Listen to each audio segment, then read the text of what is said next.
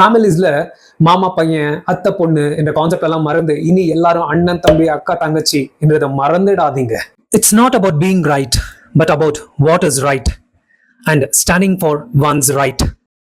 சரி என்று நினைப்பது முக்கியமல்ல, உண்மையில் சரியானது என்ன அதை அறிந்து தனது உரிமைக்காக நிற்பதே முக்கியம். நாம நம்மளை பத்தி மட்டுமே யோசிச்சுட்டு நம்மளுடைய கம்ஃபர்ட், நம்மளுடைய செல்ஃபிஷ் ரீசன்ஸுக்காக மற்றவங்களை மறந்துடுறோம். எது சரியான விஷயமோ முடிஞ்ச வரைக்கும்ங்க அடுத்தவங்களுடைய உரிமையில தலையிடாம இருப்பது.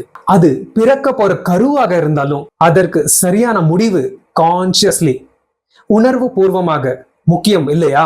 அது மட்டும் இல்ல, உங்களுடைய உண்மைக்காகவும் நீங்க நிக்கணும். சொந்தத்திலேயே கல்யாணம் நடந்துருந்தா உங்களுக்கு கொஞ்சம் வருத்தமாகலாம், இல்ல இந்த விஷயத்த படிச்சு உங்ககிட்ட கொண்டு வந்து சேர்த்ததால என் மேல கோபமும் படலாம். சோ இந்த உயிரை பழிக்கிறதாலேயோ இல்ல பழி வாங்குறதாலேயோ உங்களுடைய வாழ்க்கை முழுமையாகாது அண்ட் முடிவும் அடையாது.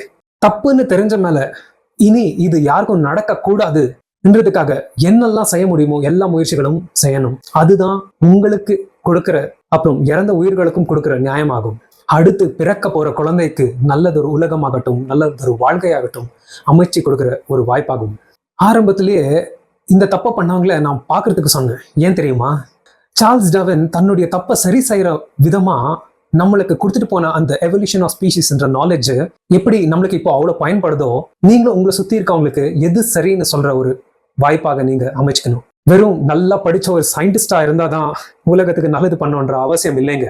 சாதாரணமான மனுஷன் கூட பண்ணலாம். ஏன் நீங்களே கூட நாளைக்கு ஹிஸ்டரியில பேர் பதிக்கலாம். ஃபேமிலிஸ்ல மாமா பையன் அத்தை பொண்ணு என்ற கான்செப்ட் எல்லாம் மறந்து இனி எல்லாரும் அண்ணன் தம்பி அக்கா தங்கச்சி என்றதை மறந்துடாதீங்க. இந்த வீடியோவை உங்களுடைய ஃபேமிலி அண்ட் ஃப்ரெண்ட்ஸ் குரூப்புக்கு ஷேர் பண்ணுங்க. ஏன்னா இதுதான் ரக்ஷா பந்தனுக்கு நான் கொடுக்க போற உலகத்தில் இருக்கும் அனைத்து பிரதர்ஸ், தம்பிகளுக்கு, சிஸ்டர், தங்கச்சிகளுக்கு கொடுக்க போற கிஃப்ட் ஆஃப் விஸ்டம். அடுத்து நீங்க பெட்டரான பார்ட்னரை தேர்ந்தெடுக்கணும். உங்களுடைய குழந்தையில பெட்டரான குணங்கள் பார்க்கணும்னா இல்லையா, அது மட்டும் போதாது. உங்க 2 பேர் நடுவுலையும் நல்ல கெமிஸ்ட்ரி இருக்கணும், அதுவும் பொருந்தும். அப்புறம் பயாலஜிக்காக ஒரு அனாலஜி, ஒப்புமை எக்ஸ்பெரிமெண்ட் மூலியமா காமிக்கிறேன் கலர்ஸை வச்சு. ஓகே, சின்ன வயசுல கலர் பேலட்ஸ் எல்லாம் வச்சு விளையாடி இருப்பீங்க, இல்ல பெயிண்ட் கூட பண்ணிருப்பீங்க. நியூட்ரல் கலர்ஸ் ஒயிட் அண்ட் பிளாக்னு சொல்லுவாங்க, ஹியூஸ்ன்னு சொல்லுவோம், ரெட் கிரீன் ப்ளூ இதெல்லாம். So white and black colours ரெண்டுத்தையும் பிளெண்ட் பண்ணி பார்த்தோம்னா அது வித்தின் கிரே ஷேட்ஸ்ல தான் வரும். ட்ரை பண்ணிருக்கீங்களா? அதே மாதிரி யூ கலர்ஸ் எடுத்து அந்த 2 கலர்ஸை பிளெண்ட் பண்ணி பார்த்தோம்னா ஒரு ஃப்ரெஷ்ஷான கலர், வைப்ரண்டான கலர், டிஸ்டிங்டான ஒரு கலர் ஃபார்ம் ஆகும். அதுதான் ஜெனட்டிக்ஸ்ல கூட அப்ளை ஆகுது. ஸோ நியூட்ரல் கலர்ஸ் வந்து சேம்